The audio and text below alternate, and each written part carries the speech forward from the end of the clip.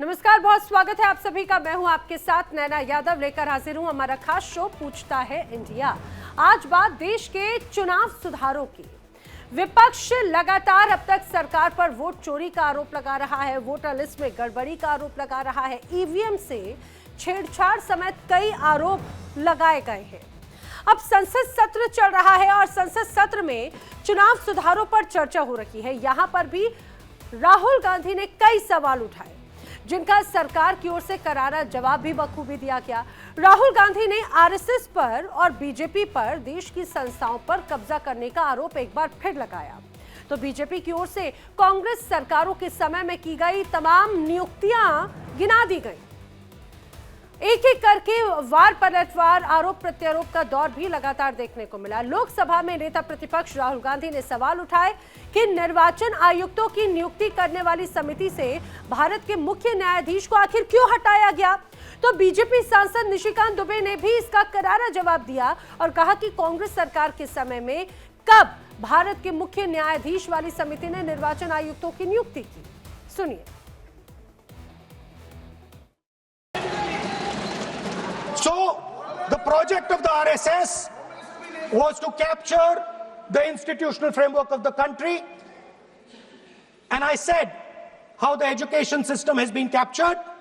Vice Chancellor after Vice Chancellor after Vice Chancellor is placed not on merit, not on capability, not on scientific temper, but on the fact that he belongs to a particular organization. Second capture, which helps in destroying democracy, the capture of the intelligence agencies. We have the Home Minister sitting here. The capture of the CBI, of the ED, of the Income Tax Department. आप ये समझें, ये 76 में स्वर्ण सिंह की committee बनी 1975 में। उन्होंने सारे इंस्टीट्यूशन को खत्म कर दिया, अध्यक्ष महोदय, जिसके लिए आज फिर से लगे हुए हैं। इस संविधान में 121 बार राष्ट्रपति का जिक्र है। इस संविधान में 121 बार राष्ट्रपति महोदय का जिक्र है। आपको आश्चर्य होगा कि एक संशोधन के माध्यम से राष्ट्रपति के सारे अधिकार को कांग्रेस ने खत्म कर दिया। राष्ट्रपति रबर स्टैंप हो गया। इंदिरा गांधी ने इसी वोट चोरी करके जब रायबरेली का चुनाव जीता और जब फैसला हुआ कोर्ट का, तो ऐसा सिचुएशन इस व्यक्ति ने पैदा किया, इस पार्टी ने पैदा किया कि आपको आश्चर्य होगा कि 3 जज को बाईपास करके एक ऐसे चीफ जस्टिस को बना दिया जो 8.5 साल तक इसका मुख्य न्यायाधीश रहा। प्रेस की पूरी स्वतंत्रता खत्म हो गई। यूपीएससी जैसी संस्था जो आईएएस और आईपीएस और ऑल इंडिया सर्विसेज को पैदा करती है, कांग्रेस का एक कार्यकर्ता बटुक सिंह 10 साल तक यूपीएससी का चेयरमैन रहा। तो चर्चा बहस तो लगातार जारी है, लेकिन फिलहाल आपको सुनाते हैं केंद्रीय गृह मंत्री अमित शाह क्या कह रहे हैं। और भूतकाल में जो एसआईआर हुए वो सभी का गहन अभ्यास किया है। मैं आज आपके माध्यम से इस सदन को और सदन के माध्यम से पूरे देश की जनता को जो झूठ विशेषकर कांग्रेस पार्टी द्वारा फैलाया गया है, वो झूठ का मेरे तर्कों के हिसाब से जवाब देना चाहता हूं। आप बेटे बेटे ज्ञान मत दीजिए। मान्यवर, ये देश के संविधान में, मान्यवर, ये देश के संविधान से, संविधान के अनुच्छेद 2 से चुनाव आयोग की रचना हुई। एक प्रकार से चुनाव आयोग एक संवैधानिक संस्था है। संविधान के अंदर चुनाव आयोग का गठन, उसकी शक्तियां, चुनावी प्रक्रिया, मतदाता की परिभाषा और मतदाता सूची को तैयार करने और उसके सुधारने के लिए की शक्तियां, इसके बारे में स्पष्ट प्रावधान किए गए। और मान्यवर, बड़ी विनम्रता से मैं बताना चाहता हूं कि प्रावधान जब किए गए तब हमारी पार्टी बनी ही नहीं थी। हमारी पार्टी के अलावे जो लोग हैं इन लोगों ने संविधान सभा में चर्चा कर संविधान को बनाया था। इसलिए ये पूरी चुनाव की प्रक्रिया जो संविधान के अंदर व्याख्यायित की गई है और आज जो हो रहा है, ये दोनों के बीच में क्या अंतर है और आरोप क्या है, इसको मैं जवाब देना चाहता हूं। माननीय, फ्री एंड फेयर चुनाव कराने का हमारा संविधान ने जिम्मेदारी चुनाव आयोग की तय की। मतदाता सूची बनाने की और मतदाता सूची में सुधार करने की जिम्मेदारी भी चुनाव आयोग को दी। अनुच्छेद संविधान के भाग 15 में अनुच्छेद 324, इसमें चुनाव आयोग का गठन, चुनाव आयुक्त की नियुक्ति, लोकसभा, राज्यसभा, विधानसभा, उपराष्ट्रपति और राष्ट्रपति, ये सभी चुनाव का संपूर्ण नियंत्रण संविधान ने चुनाव आयुक्त को दिया है। और चुनाव आयुक्त एक से ज्यादा हो तो इलेक्शन कमिश्नर को दिया है। अब 325 जो अनुच्छेद है वो किसी भी पात्र मतदाता को मतदाता सूची से बाहर नहीं रखा जाता, इसका प्रावधान करता है। मगर 326 एक गहन पुनर्निरीक्षण के लिए, एसआईआर के लिए बहुत महत्वपूर्ण है। क्या है 326 मान्यवर? इन्होंने मतदाता की पात्रता, योग्यता और मतदाता होने की शर्तें आर्टिकल 326 में तय की है। और वो शर्तें क्या है? सबसे पहली शर्त है कि मतदाता भारत का नागरिक होना चाहिए, विदेशी नहीं होना चाहिए। ये सबसे पहली शर्त है। और ये कह रहे हैं कि चुनाव आयोग क्यों ये कर रहा है? भाई, इसका दायित्व है इसलिए कर रहे हैं। दूसरी है 18 साल से। तो आप सुन रहे थे केंद्रीय गृह मंत्री अमित शाह को संसद में बाकायदा वो जवाब दे रहे थे कि किस तरह से चुनाव आयुक्त की नियुक्ति को लेकर विपक्ष जो हल्ला मचा रहा है, आखिर उस हल्ले पर या फिर उस पूरे विवाद में कितना दम है, वो पूरी प्रक्रिया को एक तरह से समझा रहे थे। लेकिन मैं आपको ये भी बताते चलूं कि लोकसभा में नेता प्रतिपक्ष राहुल गांधी ने लगातार सरकार पर बड़े आरोप लगाए नियुक्तियों को लेकर, जिसका जवाब भी सरकार की तरफ से जमकर दिया गया।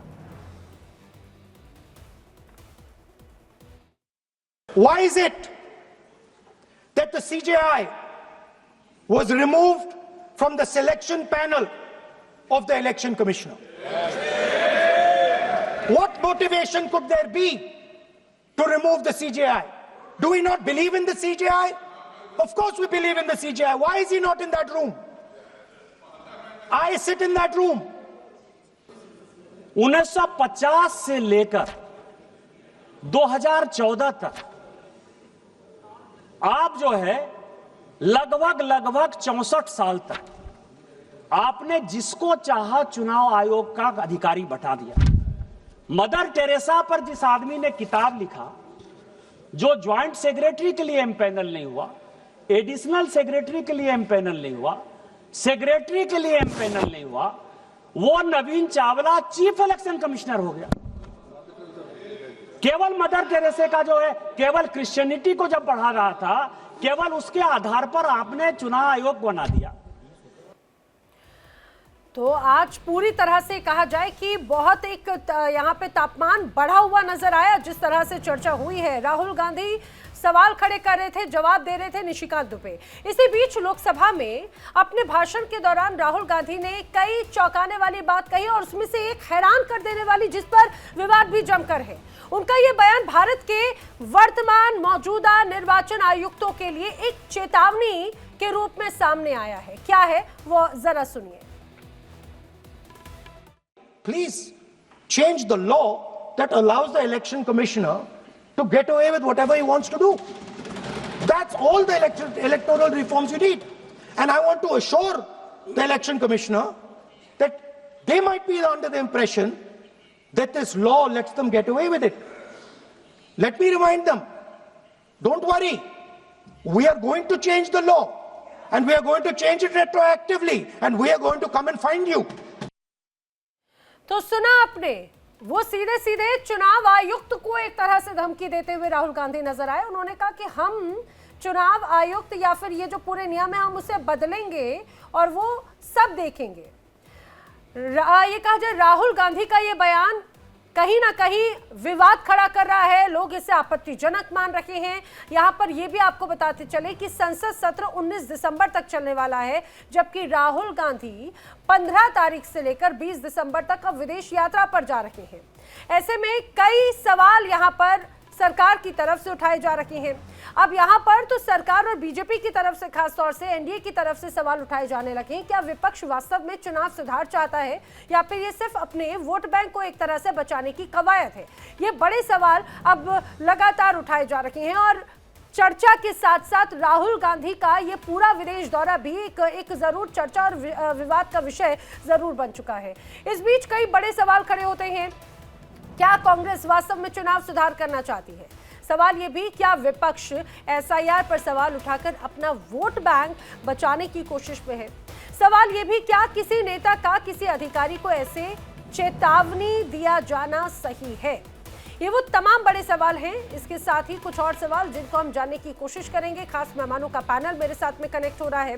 बीजेपी प्रवक्ता राकेश पोद्दार हमारे साथ में है, कांग्रेस प्रवक्ता डॉक्टर शिवानंद हुलियालकर हमारे साथ में कनेक्ट हो रहे हैं, आरजेडी एलजेपीआर से भी जल्दी हमारे साथ में खास मेहमानों का पैनल कनेक्ट होगा। आप दोनों का बहुत बहुत स्वागत है। शिवानंद हुलियालकर जी, मैं आपसे शुरुआत करना चाह रही हूँ। ठीक है, किसी प्रक्रिया पर, किसी निर्णय पर सवाल उठाए जा सकते हैं और यही एक लोकतंत्र की खूबसूरती होती है कि सवाल पूछने का अधिकार और जवाब देने का अधिकार एक बड़ा स्पेस है। लेकिन जिस तरह से ना सिर्फ सवाल बल्कि धमकी भरे अंदाज में राहुल गांधी नजर आ रहे थे, अधिकारी को, एक संस्था को चेतावनी दे रहे थे, क्या ये सही है? नैना जी, गुड इवनिंग। पूरा पैनलिस्ट को नमस्कार। देखिए, एसआरए के नाम पे एनआरसी करने जा रहे हैं, दलितों को वोट काट रहे हैं, मुस्लिमों को वोट काट रहे हैं। अगर इतना है तो चौकीदार का ड्यूटी क्या है? आदरणीय देश के प्रधानमंत्री नरेंद्र मोदी जी, अमित शाह की ड्यूटी क्या है? बार बार बोलना घुसपैठी है, घुसपैठी है। दूसरी बात, ज्ञानेश कुमार गुप्ता जी ये अमित शाह के अंडर काम किए हैं। इसके पहले केरल में वो सेक्रेटरी थे, उधर भी उनके ऊपर 302 मर्डर का केस है। उन्होंने रोड कॉन्ट्रैक्टर से पैसा मांगा, उन्होंने सुसाइड नोट में इनका नाम है ज्ञानेश कुमार गुप्ता जी। दूसरी बात यह है कि ये लोगों ने, देखिए, 2014 से लेके 2014, 2019, 2024 सब जगह महाराष्ट्र में वोट चोरी हुआ, हरियाणा में हुआ, छत्तीसगढ़, राजस्थान, गुजरात, इनको आदत हुआ है। और दूसरी बात, नरेंद्र मोदी जी और अमित शाह जी, इनको फॉर्म भरने के लिए भी नहीं आता नैना जी। इन्होंने वोट चोर, गद्दी चोर, CBI, ED, income tax misuse करना, गवर्नमेंट का पैसा अभी बिहार में 10-10 हजार रुपए इन्होंने दिया, मोदी साहब के घर से नहीं लाया है। सब गोर, गरीब, दलित, पिछड़ों, आदिवासी हम लोग टैक्स पे करते, वो पैसे उन्होंने दिया। महाराष्ट्र में लाड़की बहन योजना में दुरुपयोग हो रहे और मध्य प्रदेश में लाड़की बहन योजना के नाम से भ्रष्टाचार कर रहे हैं। बताइए, ठीक है, ठीक है। मेरे साथ में कुछ और खास मेहमान भी है, मैं उनको भी जल्दी से बता दूं। डॉक्टर अनुज कुमार तरुण, आरजेडी प्रवक्ता, और रंजन सिंह, प्रवक्ता एलजेपीआर के मेरे साथ में कनेक्ट हो चुके हैं। आप सभी का बहुत स्वागत है। लेकिन शिवानंद हुलियालकर जी, आपने जो बड़ी बातें कही हैं कि भाई वोट चोरी हुई, एसआईआर को लेकर भी बड़े आरोप लगाए गए थे, खासतौर से बिहार में भी विपक्ष ने, महागठबंधन ने एक बहुत बड़ा ये एक बलून क्रिएट किया कि लोगों के नाम कटे, नाम कटे, नाम कटे। अरे कौन से नाम कटे? जिनके नाम कटे वो सामने क्यों नहीं आए? और अगर इक्का दुक्का जो नाम कटे, आप लोगों ने मास लेवल पे बात कही, कुछ तो आधार होगा आरोप लगाने का। यही बात आज विपक्ष ने जब उठाई तो उसके बाद में सरकार की तरफ से जवाब भी आ गया।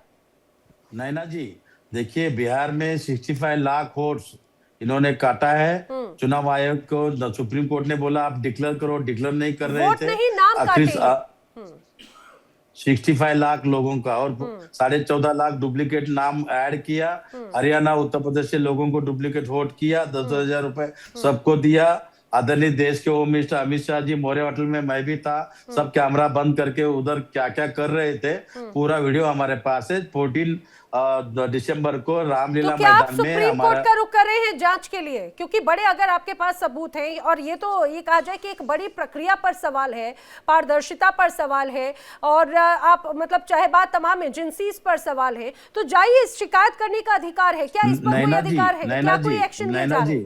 नैना जी, इन्होंने क्या किया, देश के प्रधान नरेंद्र मोदी जी, अमित शाह जी 2023 में चुनाव आयोग को जब नियुक्त करते समय सीजीआई चंद्रचूड़ को हटा दिया, प्लानिंग कर दिया। नरेंद्र मोदी जी ने चंद्रचूड़ के घर पे गणपति आरती को चले गए, उधर मीटिंग हुआ, मीटिंग में सेटिंग हो गया, सेटिंग में उन्होंने चंद्रचूड़ साहब को हटा दिया। एलओपी राहुल गांधी जी, नरेंद्र मोदी सर और अमित शाह जी, ये तीनों मिलके चुनाव आयोग को नियुक्त करना था। ये लोग राहुल जी जाने के पहले ये लोग डिक्लेयर कर दिया। ज्ञानेश कुमार गुप्ता, अभी दुख ये है, ज्ञानेश कुमार गुप्ता की बेटी मेधा गोरूपम नोएडा की फर्स्ट लेडी डीएम बन गई, उसका दामाद मनीष बंसल सहारनपुर में डीएम बन गए, और इन्होंने बिहार के 20 जून को एसआरए के नाम पे जब डिक्लेयर किया, सेकंड डे ही उसका दामाद मनीष बंसल को सहारनपुर का डीएम बनाया। अरे बन गए क्या होता है शिवानंद जी, बन गए क्या होता है? सुनिए क्या ये पैराशूट लैंडिंग हो गई? यूपीएससी का एग्जाम क्लियर किए बगैर क्या अचानक से वो डीएम बन गए? कैसी बात कर रहे हैं शिवानंद जी? आप हमेशा बड़े सेंसिबल चीजों को पेश करते हैं। बन गए क्या होता है भैया? बात तो सुनिए, फर्स्ट लेडी आईएएस नहीं है, आईआरएस है। ये दुख है मेरा। मैं खुद यूपीएससी दिया हूँ, मैं खुद आईपीएस गोल्ड मेडल स्टूडेंट हूँ। आईआरएस का, आईएएस की कुर्सी आईआरएस को दिया। कासगंज जिले की डीएम रही है। मैं चाहूंगी मैं इसका जवाब ले लूं। सुनिए ठीक है, मैं राकेश पोदार जी से इन सारे सवालों के जवाब ले लूं, तब तक आप जरा देखिए, ये क्या पैराशूट लैंडिंग हो जाती है? यूपीएससी एग्जाम क्लियर किए बिना वो अचानक से आईएएस बन गए, अचानक से डीएम बन गए। और आप कासगंज का जरा देखिएगा कि पहले डीएम कौन थे, नाम जरा सर्च करके देखिएगा, फिर मैं बात करती हूँ। प्लीज मिस फैक्ट्स के साथ में हम बात नहीं करेंगे शिवानंद जी। राकेश पोदार जी, कई गंभीर आरोप आपने सुना यहाँ पर शिवानंद हुलियालकर जी लगा रहे हैं, उधर राहुल गांधी या विपक्ष के तमाम अलग अलग नेता लगा रहे हैं। क्यों पारदर्शिता नहीं आ पा रही? क्या वजह है कि इतना अविश्वास खासतौर से विपक्ष को है? नैना जी, पहले जानने की जरूरत है ईवीएम आया कब, ईवीएम लाया किसने? 1980 में स्वर्गीय राजीव गांधी जी ने ईवीएम लाया। 82 में केरल के पारुल में 5 विधानसभा के चुनाव हुए, वहां भी चुनाव भारतीय जनता पार्टी ने नहीं जीता था। वहां के जो चुनाव थे केरल में कांग्रेस ने जीतने का काम किया। 1998 में 25 विधानसभा पे चुनाव हुए ईवीएम के द्वारा, और 98 में कांग्रेस ने दिल्ली जीता, राजस्थान जीता। उस समय में राजस्थान छत्तीसगढ़ के साथ था। हरियाणा का चुनाव जीतता है ईवीएम के माध्यम से 1998 में। फिर कहते हैं कि ईवीएम खराब है। 2004 में अटल जी की सरकार थी, अटल जी ने पारदर्शी रूप से कहा कि ईवीएम लागू होना चाहिए, लेकिन 2004 में जब लोकसभा का चुनाव होता है तो 2000 लोकसभा का चुनाव कौन जीता? ईवीएम के माध्यम से कांग्रेस पार्टी जीतती है, लगातार जीतती है। 2009 का चुनाव जीतती है, 14 में वो हार जाती है। लगभग राहुल गांधी जी के नेतृत्व में लगभग ईवीएम के माध्यम से जितने भी चुनाव हुए, लगभग 96 चुनाव हुए हैं। 96 में 90 भी हारे हैं, लेकिन 2 लोकसभा चुनाव उन्होंने जीता है, 6 विधानसभा उन्होंने जीतने का काम किया। देश की जनता जानती कि राहुल गांधी जी नेता नहीं है, ब्रेकिंग न्यूज लेके आते हैं, लेकिन ब्रेकिंग कॉमेडी बन जाता है। क्यों? उनके पास विजन नहीं है। आपने स्पष्ट रूप से कहा 19 दिसंबर तक लोकसभा चलेगा, लेकिन 15 तारीख को, 15 दिसंबर को हमारे विपक्ष के नेता विदेश चले जाएंगे। तो लोकतंत्र के मंदिर में भी ऐसे बातें होती है। मैं लगातार एक चीज और कहना चाहता हूँ, लगभग नैना जी 57 करोड़ मतदाता सूची को शुद्धिकरण किया गया पूरे देश के अंदर, 57 करोड़। और मैं कहना चाहता हूं 57 करोड़ के साथ साथ नैना जी 5 विधानसभा के चुनाव जो हुए हैं 2024 में। देखिए, मैं आपके बीच में नहीं बोला, निवेदन करता हूं कि आप सुनने का काम करें। निवेदन करता हूं नैना जी, मैं ऐसा बात नहीं बोलूंगा जो तथ्यों पे बात नहीं हो। तथ्यों पे बात करो। भारत का संविधान क्या कहता है? आप लोग संविधान फाड़ने वाले लोग क्या आप बोल रहे हैं एसआरए के नाम पे? नैना जी, अगर हम ईवीएम उन्होंने 5 मिनट लगातार बोले हैं, उनकी बात हम लोगों ने सुना, पारदर्शी रूप से सुनने का काम किया। जब मैं तथ्यों पे बात कर रहा हूँ कि हल्ला कर रहा है, नैना जी निवेदन है मुझे बोलने दिया जाए। शिवानंद जी, राकेश पोदार जी को बात पूरी करने दीजिए, फिर मैं आपसे उनका रिएक्शन लूंगी, यानी गेस्ट का भी रुख करूंगी जी। और नैना जी, मैं लगातार कह रहा हूँ 57 करोड़ की मतदाता सूची को तैयार पूरे देश में हो रहा है, और आज से नहीं 20 सालों से हो रहा है। और हमारी सरकार 2014 में आई है, यानी मतलब 10 साल 11 साल हुए हैं। 20 सालों से मतदाता सूची की तैयार हो रही है, मतदाता शुद्धिकरण हो रही है। इनको दिक्कत क्या है? यहाँ पे दिक्कत है कि मतदाताओं ने इनको नकार दिया। यहाँ तक सुप्रीम कोर्ट में भी ये गए, सुप्रीम कोर्ट भी नकारने का काम किया। अब मैं तारीख भी बताना चाहता हूँ, 10 जुलाई को गए, 10 जुलाई को इनको नकारने का काम किया। 25 अगस्त को सुप्रीम कोर्ट ने क्या कहा कि आधार कार्ड पहचान पत्र हो सकता है, नागरिकता नहीं हो सकता। वहां भी इनको धुकारने का काम किया। लगातार सुप्रीम कोर्ट भी कह रहा है। नहीं, लेकिन मुझे एक सबसे महत्वपूर्ण बात तो राकेश पोद्दार जी यही समझ में नहीं आ रही है कि आखिर इस तरह से क्यों अविश्वास यहाँ पर नजर आ रहा है। आ रही हो शिवानंद जी? शिवानंद जी, मैं जल्दी से एक बार आरजेडी का ही रुख कर लेती हूँ, आपके महागठबंधन के साथी है। लेकिन अनुज कुमार तरुण जी, मुझे जरा बताइए कि एक तो बात ये खड़ी हो जाती है कि भाई बार बार इसे एक बहुत हवा बनाने की कोशिश की जा रही है। अब आप सरकार की तरफ से निशिकांत दुबे हो या फिर बाकी पुराने तथ्य भी पेश किए गए। अब जब सवाल उठाए जाएंगे, जवाब मिलेगा तो पुरानी पढ़ते भी जरूर सामने उखेड़ी जाएंगी। अब उसमें 2005 की नियुक्ति का जिक्र होने लगा नवीन चावला का, और यहां तक ये तमाम आरोप लगाए जा रहे हैं कि ये जो नियुक्ति थी ये भी आउट ऑफ द बॉक्स जाके की गई। वो तो गांधी परिवार से करीबी नजदीकियों के चलते उन्हें एक तरह से बड़ा ताज दिया गया, और 1 या 2 साल के लिए नहीं। नवीन चावला 2005 से 2012 तक उस पद पर है सीईसी के। जब खुद की कॉलर अगर दागदार हो तो दूसरे पर कैसे सवाल उठाइएगा? देखिए नैना जी, सबसे पहली बात कि इनकी एक फितरत है, एक आदत है। वर्तमान में जब भी कोई सवाल करेंगे तो अतीत के हवाले से उसको जस्टिफाई करेंगे। फलना आदमी चोरी किया, वो दोषी था तो हमने भी चोरी कर लिया तो क्या गुनाह कर लिया? ये कोई तर्क होता है क्या? अगर उन लोगों ने गलती की, देश की जनता ने सत्ता से बाहर कर दिया। 2014 के बाद से सत्ता में आप हैं, और अगर लोकतंत्र के जो सबसे महत्वपूर्ण अंग है चुनाव प्रणाली, अगर उस पर अगर कहीं कोई सवाल है तो उस पर विचार होना चाहिए। चुनाव आयोग क्या है? संविधान से ऊपर तो नहीं है, संविधान का एक हिस्सा है। अगर संवैधानिक संस्था के द्वारा अगर कोई गलती होती है और उसमें सवाल कुछ हो रहा है, उसकी पारदर्शिता पे अगर कोई सवाल हो रहा है, उसका जवाब मिलना चाहिए। इसमें गुनाह क्या है? और राहुल गांधी अगर कोई सवाल कर रहे हैं तो राहुल गांधी कोई इक्का दुक्का आदमी तो है नहीं। कितने प्रतिशत वोट के साथ है जो कि प्रतिपक्ष के नेता बने हैं? वो इसी लोकतंत्र के जो मंदिर है उसके प्रतिपक्ष के नेता है, साधारण आदमी तो है नहीं। तो क्या जितने लोगों ने राहुल गांधी को वोट दिया, देश की आधी आबादी ने, लगभग उनको, विपक्ष के पास 234 सीटें हैं, कितने लोगों ने वोट दिया? तो अगर राहुल गांधी बोलते हैं इसका मतलब उतने सीट, इतने लोग वोट देने वाले लोग बोल रहे हैं, तो क्या उसकी बात नहीं सुनी जानी चाहिए? अरे आप क्यों जवाब नहीं देना चाहते हैं? देखिए टेक्नोलॉजी का विकास होता है। जवाब तो दे रहे हैं अनुज कुमार जी, जवाब तो दे रहे हैं, लेकिन अच्छा मुझे एक बात बताइए, जवाब तो ये दिया जा रहा है, लेकिन उसके साथ में राहुल गांधी धमकी दे रहे हैं कि हम बदलेंगे, हम पूरा बदलेंगे कानून, और उसके बाद में देखिएगा क्या ये धमकी नहीं था क्या है? नैना जी, मैंने कहा ना कि राहुल गांधी कोई सड़क साफ आदमी तो है नहीं। संविधान के मंदिर में बैठ के करें जहां से कानून बनता है। अगर मान लिया संवैधानिक संस्थाओं पर बैठा हुआ आदमी अगर पक्षपात करेगा, अपनी पारदर्शिता पे सवाल खड़ा करवा लेगा, तो ऑब्वियस है कि प्रतिपक्ष के नेता सवाल करेंगे, उनका काम है सवाल खड़ा करना। दूसरी बात, अगर आपने कहा भी, मैं सुन रहा था शशिकांत दुबे जी का, बड़ी बड़ी बातें कर रहे, कांग्रेस के समय में ईवीएम आया। अरे भैया, जब संचार क्रांति का यहाँ आगमन हुआ था, जिस समय नेट आया था, मोबाइल आया था, उस समय साइबर क्राइम बढ़ा था क्या?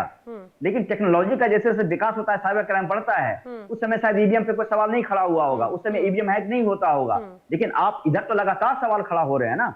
मैं बार बार कहता हूं, देखिए सबूत नहीं मिले, अगर किसी घर में चोरी हो जाए और चोर नहीं पकड़ा जाए या चोर सबूत नहीं छोड़े, तो इसका मतलब मालिक नहीं कहेगा कि रात में हमारे घर में चोरी नहीं हुआ। अरे घटना घटी है, कुछ ना कुछ सवाल है, लेकिन चोरी का आरोप तो एसआईआर के माध्यम से भी बार बार लगाया जाता है। जी मैं बार बार कहता हूँ, देखिए मैं बार बार कहता हूँ, एसआईआर नहीं, पूरी मशीनरी का है। देखिए चुनाव जीतने की, मेरी बात पूरी होने दीजिए। पूरे मशीनरी की बात कर रहा हूँ, चाहे वो एसआईआर के माध्यम से 65 लाख वोट काटने की बात हो या फिर पोस्टल बैलेट पेपर का काउंटिंग की बात हो। अनुज कुमार जी, राकेश पोद्दार जी कह रहे हैं वोट चोरी हुआ तो इतनी सीटें कैसे आ गई आरजेडी को? हमसे ज्यादा वोट इनको आया है। वोट प्रतिशत तो आरजेडी का ज्यादा। जनता ने नकार दिया, बिहार की जनता ने। वोट हमसे ज्यादा आया है, आपको पता है, बुद्धि है, दिमाग है, सोच है, क्या बोलते हो, क्या बोल रहे हो? एक एक करके क्या बोल रहे हैं? एक एक अरे चोर, अरे वोट हमसे ज्यादा आया बिहार में, ज्यादा वोट आया है। बातें करते हैं बड़ी बड़ी बातें, ठीक है, जनता राकेश। ने करके हमें बात आ रही हूँ शिवानंद जी आ रही हूँ एक एक करके। जी जी अनुज जी बात पूरी कीजिएगा, फिर मैं जल्दी से रंजन सिंह से जवाब लूंगी। नैना जी मैं बार बार कह रहा हूँ कि ठीक है हमारे पास एविडेंस की कमी है, लेकिन सच्चाई अरे है कहाँ ना, कुछ एविडेंस सवाल की तो है कमी? ना। शिवानंद जी तो कह रहे हैं हमारे पास में पर्याप्त एविडेंस है, वो तो कह रहे हैं हमारे पास वीडियो है। उन्होंने तो ऐसे एविडेंस क्रिएट कर दिया, पैराशूट सीधे सीधे डीएम बना दिया। वोट आया। आप मुझे बोलने दीजिए, भाजपा चुनाव ठीक है, चुनाव आयोग से हम सवाल कर रहे हैं ना, चुनाव कराना किसका काम है? चुनाव आयोग का काम है। चुनाव आयोग से तो हम तो कह रहे हैं 65 लाख लोगों का जो वोट कटा, थाना के एफआईआर कराया, उसके बाद पोस्टल बैलेट की काउंटिंग क्यों नहीं हुई? 12,000 रुपया के भी चुनाव के बीच में क्यों डाला गया? ये सारे सवाल तो चुनाव आयोग से है ना, ये क्यों इतने उछल रहे हैं भाई? अभी सवाल करिए, आपको कोई दिक्कत है तो हम तो सवाल चुनाव आयोग से करेंगे कि बीच चुनाव में 12,000 10,000 रुपए कैसे दिए गए? धमकी देंगे क्या? धमकी देंगे क्या? सवाल पूछ रही है, धमका रही है, समझ ही नहीं आ रहा। लोकतंत्र नहीं, धमकी कहाँ दे रहे हैं वो? पार्लियामेंट के अंदर बात कर रहे हैं ना, पार्लियामेंट के अंदर धमकी होता है कि विमर्श होता है, चर्चा होती है, तो आप धमकी अरे मैं तो अंदाज की बात कर रही थी अनुज। नैना जी, जनता से बड़ा है राहुल गांधी जी। 20 साल से जनता नकार रही है लगातार। नहीं कांग्रेस के नेता बने पीछे हैं। अंदाज ऐसा होता है कि जिस तरह से भाषण देते हैं वो कॉमेडी बन के चले जाते हैं। तेजस्वी प्रसाद यादव नारों में रह जाएंगे। रंजन सिंह जी एक सबसे महत्वपूर्ण वाली बात ये हो जाती है कि राहुल गांधी ने आरोप लगाए, सरकार की तरफ से जवाब आया, उसके बाद में राहुल गांधी ने कहा कि कानून हम बदलेंगे, और उसके बाद की आप तस्वीर देखिएगा, जो अंदाज, जो शब्द, जो शैली थी, विवाद दरअसल उस पर खड़ा हुआ। लेकिन बार बार अनुज जी और शिवानंद जी कह रहे हैं कि भाई वोट चोरी हुआ बिहार में, और यही तो बात है। वो तो पूरी चुनावी प्रक्रिया पर सवाल खड़े करते रहे, चुनाव आयुक्त पर सवाल खड़े कर दे रहे हैं। नैना जी नमस्कार, सारे पैनलिस्ट भाइयों को नमस्कार। नैना जी, सत्ता जरूरत है और सत्ता जरूरी है। मैं मानता हूं कि विपक्ष के जो एलओपी हैं, केंद्र में राहुल गांधी जी और बिहार में तेजस्वी प्रसाद यादव जी, इन लोगों की सत्ता जरूरत है। लेकिन ये समझना चाहिए कि भारतवासी और बिहारवासी के लिए एनडीए जरूरी है। आज जिस तरीके के आरोप ये लगाते हैं, ये आरोप लगाते हैं चुनाव आयोग पर और जवाब ये चाहते हैं सरकार से। मुझे यही तो समझना है कि अगर ये आरोप लगाते हैं तो ये चुनाव आयोग के पास क्यों नहीं जाते हैं? चुनाव आयोग से क्यों डरते हैं? कोर्ट में जाने से क्यों डरते हैं? अपनी चीजों को वहां अपनी स्थिति को स्पष्ट करने से क्यों डरते हैं? और वोट चोरी का आरोप लगाने वाले राष्ट्रीय जनता दल महागठबंधन के लोग आज 1,15,46,044 वोट लेकर ये कह रहे वोट चोरी से अगर हुआ है तो क्या इनको भी वोट चोरी के कारण हुआ है? अगर वोट एसआईआर के माध्यम से अगर वोटर के नाम को काटे गए हैं तो जरा पूछिए, वाल्मीकि नगर में वोट अगर काटे गए तो वाल्मीकि नगर में इनके विधायक कैसे जीत गए? फारबिसगंज से कैसे जीत गए? रामगढ़ से कैसे जीत गए? ढाका से कैसे जीत गए? ऐसे तमाम ऐसे जगह हैं जहां से काटी गई है, लेकिन फिर भी इनके विधायक चुनकर आए हैं। और तो और जब अगर इस बात को तो आप मानेंगे, अगर वोट चोरी के माध्यम से ही अगर जनप्रतिनिधि जीत रहे होते तो 99 सांसद इनके कहां से आ जाते? हमारी संख्या 240 और 293 पर एनडीए का केंद्र में कैसे रह जाती?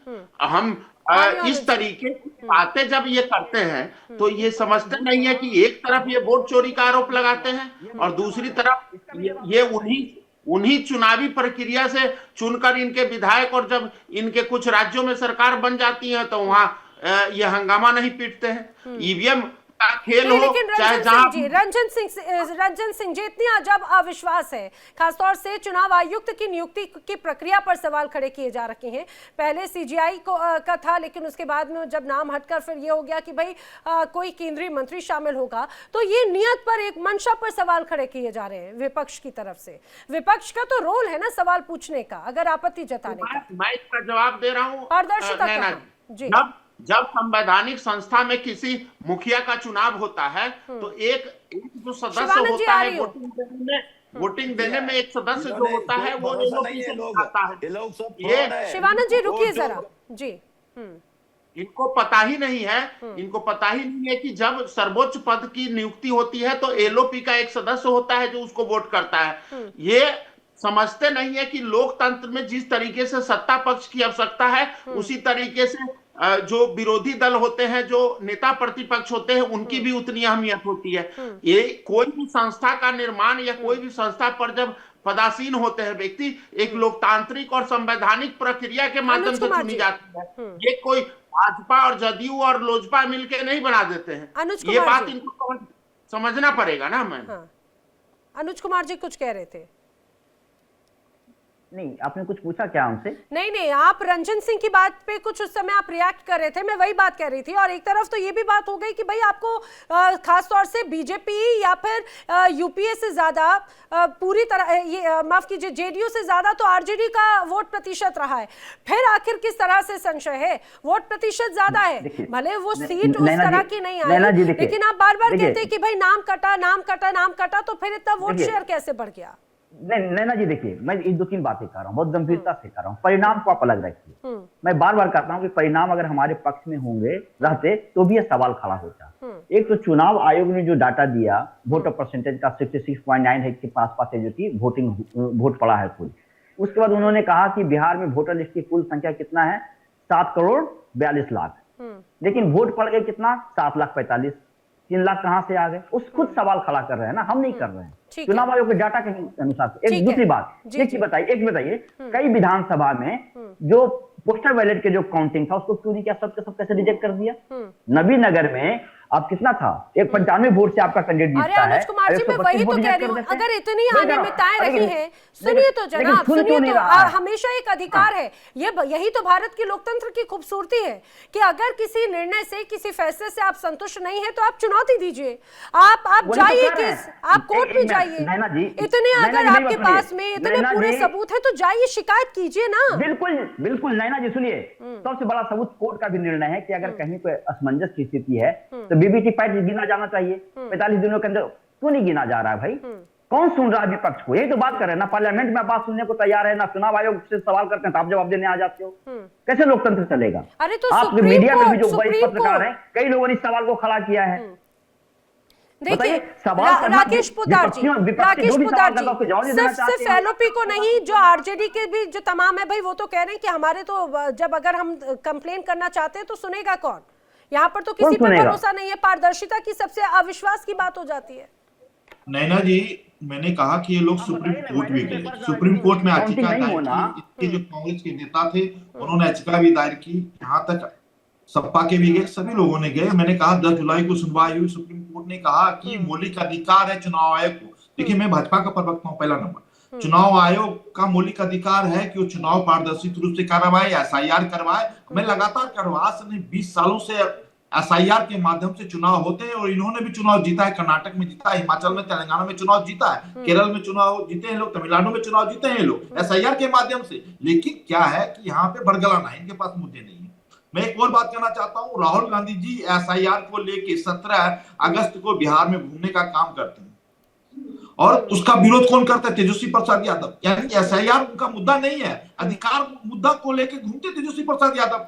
मतलब राहुल गांधी को भी नकारते हैं। राहुल गांधी जी 10 जिले में, 16 जिले में, जो 10 विधानसभा के, वहां एक भी सीट नहीं जीता। क्यों नहीं जीता? वहां पर इसलिए नहीं जीता, जनता ने इनको नकार दिया। ये लेके गए थे तमिलनाडु से दयानिधि मारन को, स्टालिन को, रेवंत रेड्डी को, जिन्होंने कहा कि छोटा कांग्रेस के नेता जो कह रहे हैं मल्लिकार्जुन खड़गे क्या कहते हैं, बिहार एक छोटा मोटा राज्य, बीमारू राज्य, तो जनता ने नकार दिया। शिवानंद जी, एक और बात मुझे जरूर बताइएगा, जो बात आप कहना चाहते हैं, लेकिन इस पूरी प्रक्रिया के बीच में जो एक बड़ा सार आज जो नजर आया चर्चा के दौरान, उसमें यह भी कहा कि भाई 2004 से 2014 तक पीएम की सलाह पर एक तरह से नियुक्तियां होती थी यूपीए के समय पे, और बगैर किसी समिति के।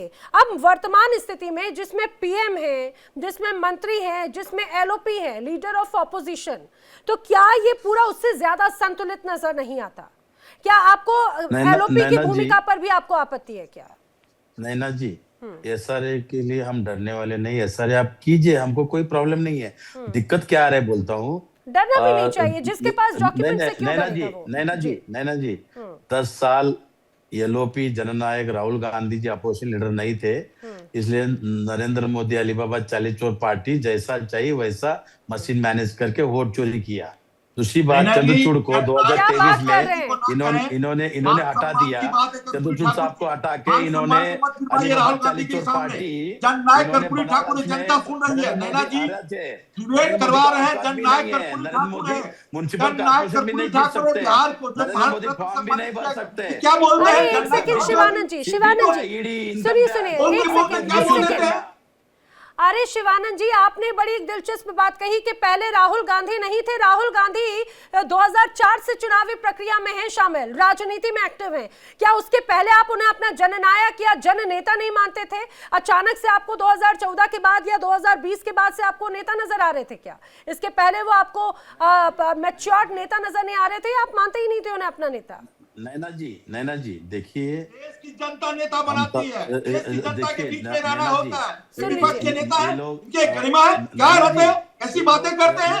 जननायक कर्पूरी ठाकुर के सम्मान में पूरा बिहार खड़ा है। अगर मैं राष्ट्रीय जनता दल से पूछना चाहता हूँ कि जननायक क्या राहुल गांधी जी है, अरे शिवानंद जी जरा मेरी बात का जवाब दीजिए। कैसे बातें करते हैं? हमारे भारत रत्न जननायक कर्पूरी ठाकुर हैं, उनके सम्मान के लिए पूरा बिहार पूरा देश खड़ा है। एक मिनट भी नरेंद्र मोदी को चेयर इस तरह से बैठने का अधिकार नहीं है। नेता नहीं मानता, दिग्विजय सिंह को नेता मानता, शशि थरूर नेता नहीं मानता, नेता बनने चले नरेंद्र मोदी अमित शाह को चाहिए। जनता नकार रही है, जनता से बड़ा नहीं होगा। सबूत हो जाएगा। जनता सबसे ऊपर है, इतना ही सर्वोपरि है। क्या बात दोबारा बैलेट पेपर पे वोटिंग ले लो। चापलूसी मत करो, चापलूसी मत करो। देश के कितना नीचे गिराओगे आप लोग। अरे शिवानंद जी सुनिए राहुल गांधी जी को पहुंचा पीएम मोदी और अमित शाह के नार्को टेस्ट की आप बात करें, लेकिन जरा मेरे सवाल का आपका मैं जरा नार्को टेस्ट कर लेती हूँ। मुझे एक बात जरा जल्दी से बताइए। आपने कहा इसके पहले राहुल गांधी नहीं थे। राहुल गांधी को आप इसके पहले नेता नहीं मानते थे या फिर आपको उन पर भरोसा नहीं था? राहुल गांधी तो 2004 से सांसद है भैया। नैना जी अपोजिशन लीडर एलओपी नहीं था, वोट चोर गद्दी चोर। जब से स्वर्गीय इंदिरा गांधी जी का हत्या हुआ तो उसके पहले जो एलओपी थे उस पर आपको भरोसा नहीं था? उसके पहले भरोसा नहीं था? सम्मान देखो, आप कहते रहिए वोट चोर गद्दी चोर। जनता चुनने का काम करती है, आप तो जनता नकार रही है 20 सालों से। पुराने दुकान पे पुराना माल, राहुल गांधी पुराने दुकान पे पुराना माल घिसी जा रहे और कोई नेता नहीं मिलता कांग्रेस में। अरे कांग्रेस में दिग्विजय उसका विरोध करता है, कमलनाथ उसका विरोध करता है, बीके हरिप्रसाद उसका विरोध करता है, शशि थरूर उसका विरोध करता है। सोनिया का बेटा है, इसीलिए सोनिया का बेटा है, इसीलिए जननायक बन गए। अरे शर्म करो, कहां से आ जाते प्रवक्ता बन के देश के सामने लोकतंत्र पे खतरे पे खड़े हो लोग। क्या पहुंचा दिया देश को, कहां पहुंचाने की बात करते हैं? जिन्ना की मानसिकता रखने वाले लोग आज देश में कैसे जिन्ना की मानसिकता रखने वाले लोग हैं। शर्म आती है इन लोगों की। अरे जनता चुनती है, नेता जनता बनाती है। सोनिया का बेटा ऐसे नेता नहीं बन पाया, जनता चुनने का काम करती है। जनता ने विरोध कर रही है, जनता होना चाहिए। अरे नार्को टेस्ट तो करवा लो राहुल गांधी जी को। सोनिया का बेटा है, सोनिया कहां से आ गई और राजमाता बन गई। नार्को टेस्ट फिरोज गांधी की करवा लो, नार्को टेस्ट जवाहरलाल नेहरू की करवा लो, पता लग जाएगा क्या है। नार्को टेस्ट आगे करने के लिए जनता बार बार तुम्हारी टेस्ट कर रही है, नार्को टेस्ट कर रही है, जनता नकार रही है। राहुल गांधी सोनिया का बेटा इसीलिए घुसाई जा रहे पुराने दुकान पे पुराना माल बेचे जा रहे। नेता नहीं इनको मिल पा रहा है। 2 गुजराती रंगा बिल्ला बेच रहे, अदानी अंबानी ले रहे। अरे जनता चुनने का काम करती है। जो गुजराती नहीं है, देश के नागरिक हैं, देश के प्रधानमंत्री अमित शाह देश के नागरिक हैं। देश में जनता चुनने का काम करती है। 8 लाख वोटों से जीतने का काम अमित शाह जी ने किया है। तुमका तो चोर अशोक चौहान, अजीत पवार, नारायण राणे सब तुम्हारे आदमी। अजीत पवार घोटाला करके आप पहुंच जाते हो, बोलते हो क्या बोलते क्या नहीं बोलना। शिवानंद जी अरे रुकिए जरा, थोड़ा सा ब्रेक लगाइए भाई, पेट्रोल खत्म हो जाएगा, फ्यूल खत्म हो जाएगा। रुकिए जरा आप मुझे एक बात का जवाब दे दीजिए। सुनिए, मुझे एक बात बताइए, इसके पहले के नेताओं पर विपक्ष का शीट ठीक है, इसके पहले क्योंकि कांग्रेस के पास में इतनी मजबूत सीटें नहीं थी कि वो अपना एलओपी बना पाए। इस बार मान लेते हैं कि इतनी सीटें, लेकिन मुझे एक बात बताइए, नेता तो थे ना?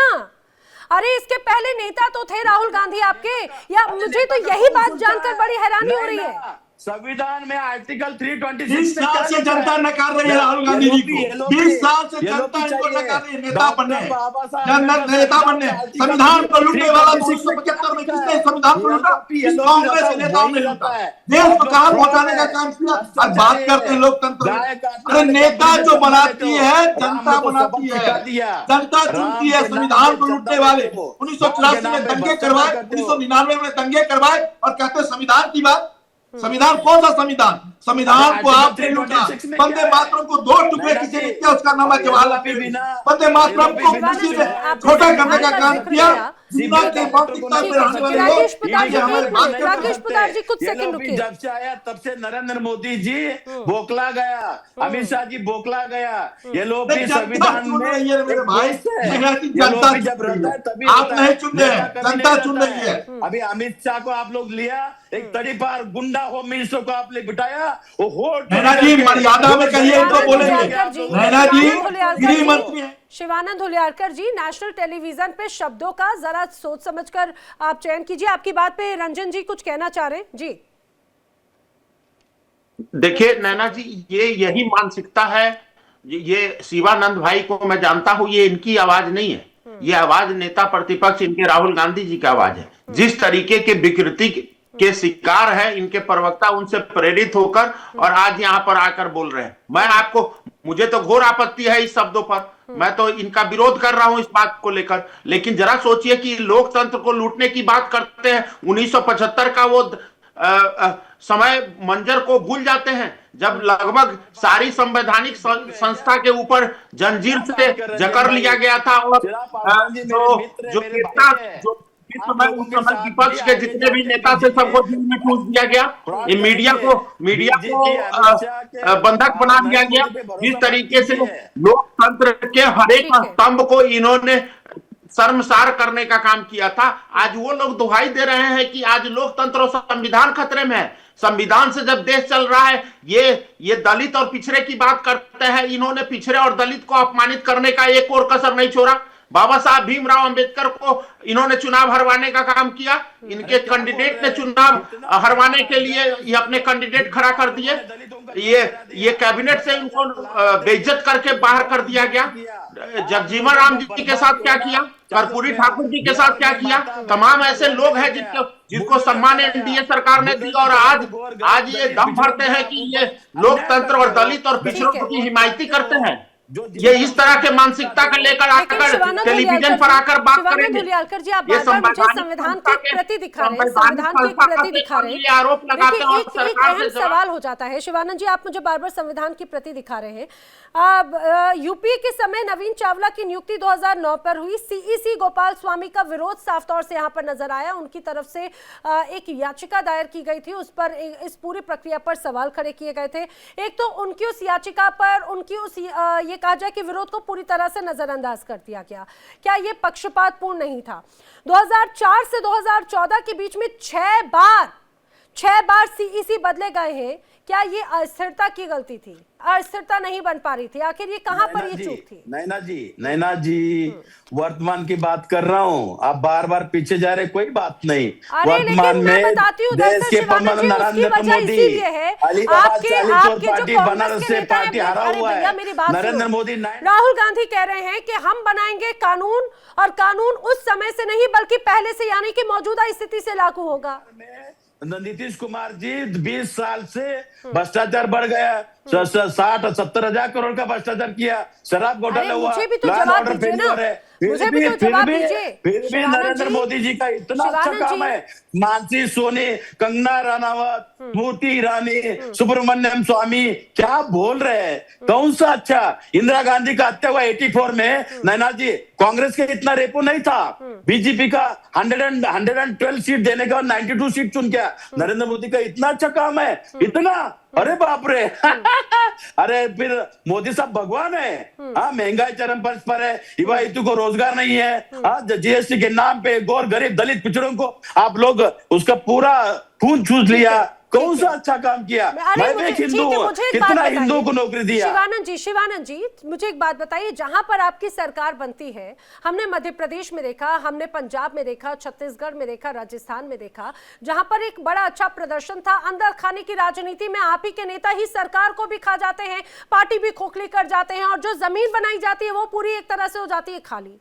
और 2014 से लेकर आपने खुद ने स्वीकार किया कि 2 बार तो एलओपी की गुंजाइश ही नहीं थी, क्योंकि इतनी सीट ही नहीं मिल पाई। लेकिन राकेश पोद्दार जी, एक बात सबसे महत्वपूर्ण जो बार बार सवाल खड़े होते हैं विपक्ष के माध्यम से भी, इसके पहले एलओपी की तो गुंजाइश उसमें शामिल ही नहीं की गई थी, और उसके बाद में एलओपी की बड़ी भूमिका ये चुनाव आयुक्तों की नियुक्ति में एक तरह से शामिल की जाती है। पीएम की भूमिका होती है, उसमें एक मंत्री की भूमिका होती है, एलओपी की भूमिका होती है। मान लीजिए, वैसे अब तो ऐसा नहीं होगा, लेकिन फिर भी एक गुंजाइश मान लीजिए कि अगर 2014, 2016, 2014 और 2019 जैसी स्थिति हो गई तो फिर तो मनमर्जी चलेगी। फिर इतनी पारदर्शिता क्यों है? राकेश पोद्दार जी, अपना ऑडियो अनम्यूट कर लें प्लीज। हाँ, 2014 में आपने देखा होगा कि एलओपी का विपक्ष का नेता का बनने लायक भी नहीं था। देश के प्रधानमंत्री ने विपक्ष का नेता बनाने के लिए राहुल गांधी जी को कहा गया, कांग्रेस को कहा गया कि आप विपक्ष के नेता बनाइए।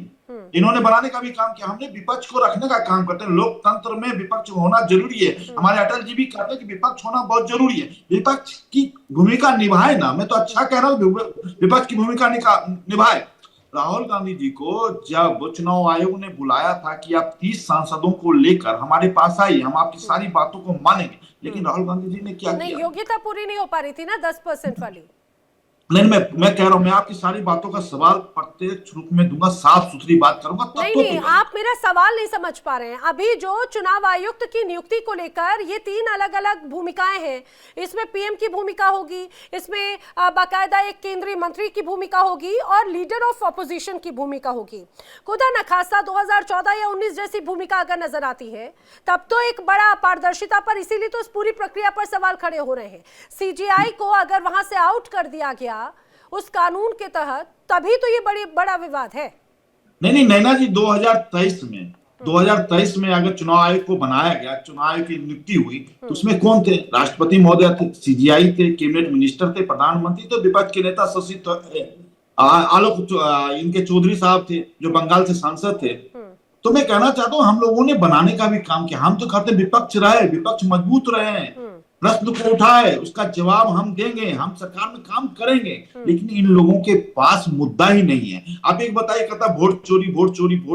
पूरे संसद भवन में जो लोगों के निर्माण के लिए, जन कल्याण के लिए मुद्दे उठाए जाते हैं संसद भवन के अंदर, लोकसभा या राज्यसभा। मेरा सवाल हाइपोथेटिकल था, आप अभी मेरा सवाल नहीं समझ पा रहे हैं। पारदर्शिता किस रूप में रहेगी? 2025 में जो अभी पूरा सिनेरियो नजर आता है यूपीए या एनडीए महागठबंधन का, मान लीजिए 2030, 35, 40 में इस तरह का अगर सिनेरियो ना हो, विपक्ष में मान लीजिए अगर तस्वीर बदल गई, तब भी तो पारदर्शिता पर सवाल खड़े होंगे। शिवानंद जी भी कुछ कह रहे हैं, ऑडियो अप करना दोनों। बीजेपी लीडर बाहर नहीं दिखेंगे। आप लोग भ्रष्टाचारी हो, वोट चोरी हो, संविधान आर्टिकल 326 का उल्लंघन करते हो। कभी भी देखिए, आप संविधान का रामलीला मैदान में फाड़ के फेंकने वाले आरएसएस बीजेपी, आपका औकात भी नहीं है ग्राम पंचायत चुनने का। नरेंद्र मोदी जी, अमित शाह जी, ज्ञानेश कुमार गुप्ता जी, इनका नार्को टेस्ट होना चाहिए। मैं खुद मांग कर रहा हूँ। राकेश पोद्दार जी, देखिए नैना जी, मैंने कहा स्पष्ट रूप से कि चाहे 2019 में चाहे विपक्ष के नेता के लायक नहीं थे, लेकिन फिर भी हमने जब बनाने की बात आई 2023 में, हमने विपक्ष के नेताओं को लिया, सभी लोगों को लिया, और आने वाला समय परिस्थिति जैसा भी होगा देश के अंदर जनता चुनने का काम करेगी। जनता का अधिकार है, इसको सत्ता पे काबिज रखना, सत्ता से बाहर करना जनता का काम है, आम नागरिक का काम नहीं है, आम कांग्रेस का काम नहीं है, ये जनता का काम है। लोकतंत्र के मंदिर में सवाल उठाना। और मैं एक और बड़ी बात कहना चाहता हूँ। सुप्रीम कोर्ट 4 अगस्त 2025 को एक आदेश आया था राहुल गांधी जी के ऊपर, भारत जोड़ो यात्रा या न्याय यात्रा, कौन सा यात्रा 2022 में निकाले थे। तो सुप्रीम कोर्ट ने 4 अगस्त 2025 को कहा कि राहुल गांधी जी चाहे लोकतंत्र के मंदिर में सवाल नहीं पूछते हैं, सड़कों पे आते हैं, ड्रामे करते हैं। मैं स्पष्ट रूप से तारीख भी बता रहा हूँ, दिन भी बता रहा हूँ, आप देख लीजिएगा। जहां तक सुप्रीम कोर्ट को हस्तक्षेप करना पड़ता है, राहुल गांधी जी सड़कों पे आके ड्रामेबाज चंदा काटते हो, बांग्लादेश को बिजली सप्लाई करते हो, छपने के लिए से काम करते हैं। एक फिर चाहिए। हाँ, 26 माता भगिनी को सिंदूर उजाड़ के सिंदूर के नाम पे राजनीति करते हो, दलितों को वोट काटते हो, माइनॉरिटी वोट करते हो, अपक्ष को कमजोर करते हो, सीबीआई, ईडी, इनकम टैक्स, चुनाव आयोग मिसयूज करते हो। कभी ना कभी हिसाब होगा। पहले यही एजेंसीज को हमेशा केंद्र का पिंजरा कहा जाता था, तोता कहा जाता था। अच्छा, बस मुझे जाते जाते जल्दी से 20 सेकंड में बता दीजिए फिर इसका उपाय और ये विकल्प क्या है। विकल्प एक ही है, हमारा नेता जननायक राहुल गांधी जी रामलीला मैदान में पूरे जननायक बना करने जा रहे हैं। नरेंद्र मोदी का बेटा है, मैं पूछ रही हूँ कि अच्छा इसका विकल्प क्या है? अली बाबा चालीचोर इनको घूमने नहीं देंगे। नेपाल जैसा परिस्थिति हुआ, क्या है आपके सामने कुछ तो मॉडल होगा, सुझाव तो होगा। को रोजगार नहीं है, किसान आत्महत्या कर रहे हैं। आरडीएक्स लाल किला में पहुंचता है, किसान को दिल्ली आने नहीं देते। आरडीएक्स लाल किला में पहुंच गए। आप न्यूज चैनल पे खड़े होकर जब अगर इस तरह से सवाल खड़े करते हैं तो जरा विपक्ष और अपने नेताओं को भी समझाइए कि जो जिस लोकतंत्र के मंदिर का आप जिक्र कर रहे हैं वहां पर ये तमाम गंभीर विषय उठाने चाहिए। धमकी से काम नहीं चलेगा, सुझावों के साथ में बात होती है। सुझाव दें, जिसको जो सुझाव देना चाहिए, सवाल उठाने का तरीका होता है, वो वहां पर धमकी दे रहे हैं। यहाँ पर चर्चा का वक्त इतना ही था। आप सभी मेरे साथ मेहमान इस चर्चा में शामिल हुए, आपका बहुत बहुत धन्यवाद।